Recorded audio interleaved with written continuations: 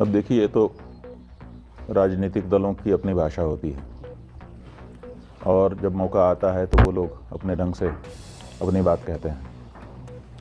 लेकिन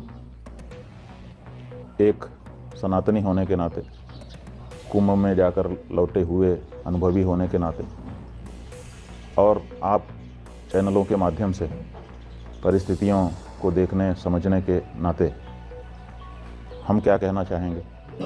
आप ये बताइए कि 300 किलोमीटर का जाम लगता है, कुप्रबंधन नहीं है तो क्या है? जो लोग वहाँ पर पहुँचे हैं 25-25, 30-30 किलोमीटर उनको पैदल चलना पड़ता है अपना सामान उठा करके। कुप्रबंधन नहीं है तो क्या है?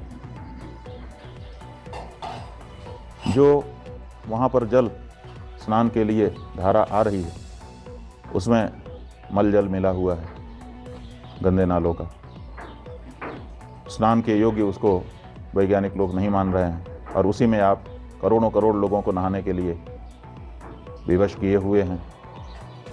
वो अपनी श्रद्धा से नहा रहे हैं, वो अलग बात है, लेकिन आपका तो काम था कि नालों को थोड़े दिन के लिए या तो रोक देते या तो डाइवर्ट कर देते, ताकि कम से कम स्नान के समय शुद्ध जल उनको धारा का मिल सकता। वो नहीं कर पाए तो इसका मतलब क्या है? इसका मतलब है कि कुप्रबंधन है।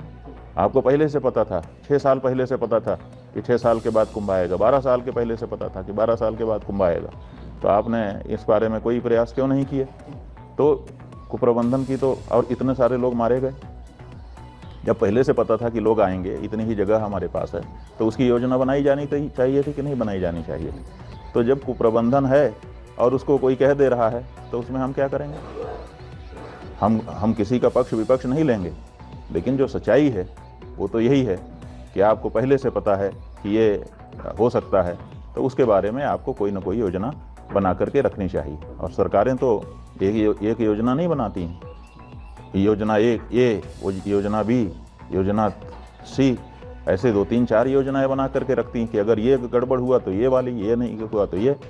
तो आपको कोई योजनाएं बना के रखनी चाहिए थी। आपने कोई योजना नहीं बताई और प्रचार इतना कर दिया, और झूठा प्रचार। 144 साल की तो बात ही झूठी है। तो झूठा प्रचार करके लोगों को आपने आकर्षित कर दिया और आपके पास व्यवस्था थी नहीं। ये बताइए कि जब आपके पास भोजन नहीं है खिलाने के लिए तो आप लोगों को आमंत्रित क्यों कर रहे हो? अब लोग आ जाएंगे, उसके बाद खाएंगे क्या? और आपके पास खिलाने के लिए ना तो भोजन है, ना तो बैठाने के लिए जगह है, और आपने ढिंढोरा पीट दिया कि आइए आइए भंडारा चल रहा है। ऐसा होता है क्या? जितने लोगों की व्यवस्था आप कर सकते हैं उतने लोगों के लिए आप आमंत्रण करिए और उतने लोगों को ठीक से वहाँ पर जो भी किया जाना है करके वापस भेजिए, सुरक्षित आशीर्वाद लीजिए। ये तो ठीक लगता है। क्यों नहीं? मुख्यमंत्री जी ने कहा कि हमारे पास इतना एकड़ की ज़मीन है, इतना एकड़ के रास्ते हैं, इतने वाहनों के लिए जगह है, उतने लोग कृपा करके आइए, बाकी लोग मत आइए ताकि अब व्यवस्था न फैल जाए, किसी के प्राण चले जाएं, ये मैं नहीं चाहूँगा। इस बारे में क्यों नहीं सतर्कता बताई गई? लेकिन नहीं किया गया। आखिर व्यवस्था क्या होती है? आखिर किस लिए अधिकारी होते हैं? किस लिए उनको बड़ी बड़ी सुविधाएं और बड़ी बड़ी तनख्वाह दी जाती है? किस लिए बताइए?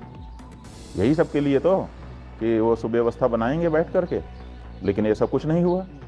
अंधाधुंध लोगों को आमंत्रित कर दिया गया कि आइए आइए आइए, अब दोबारा नहीं मिलेगा मौका। और उसके बाद कोई देखने वाला नहीं, पुरसा हाल नहीं। पुल बनाए गए, वो पुल बंद कर दिए जाते हैं। आखिर पुल काहे के लिए बनाए गए थे? लोग इधर से उधर आवागमन कर सकें। लगा दिया, जो जाना चाहे वो जा भी नहीं सकता, जो आना चाहे वो आ भी नहीं सकता।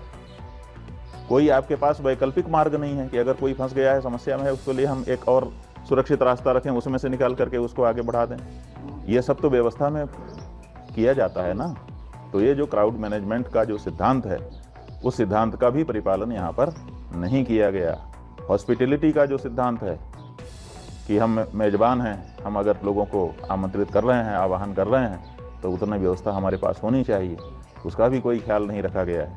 और यहाँ तक कि लोग मर गए तो उस मृत्यु को छिपाने का भी काम आपके द्वारा किया गया, जो घोर अपराध था। तो ऐसी परिस्थिति में कोई अगर इसको कोई संज्ञा देता है तो हम गलत नहीं कह पाएंगे। समाजवादी पार्टी प्रमुख ने कहा कि कुंभ जैसे कोई चीज़ ही नहीं होता और खासकर वहाँ प्रबंधन पर ये आरोप लगाया कि काफ़ी अब कुंभ जैसी कोई चीज़ होती है कि नहीं होती है, इस बारे में हम क्या कहें उनको।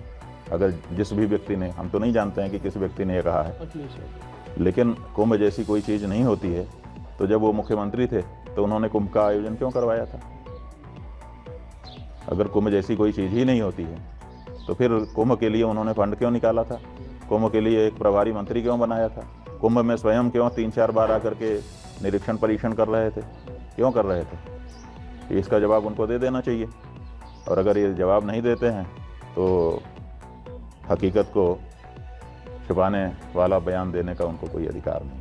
अगर आपको हमारा ये वीडियो पसंद आया हो तो इसे लाइक और शेयर जरूर करें, और हाँ, हमें सब्सक्राइब और फॉलो करना ना भूलें ताकि आप देश और दुनिया की कोई खबर मिस ना करें। तो जुड़े रहिए हमारे साथ और देखते रहिए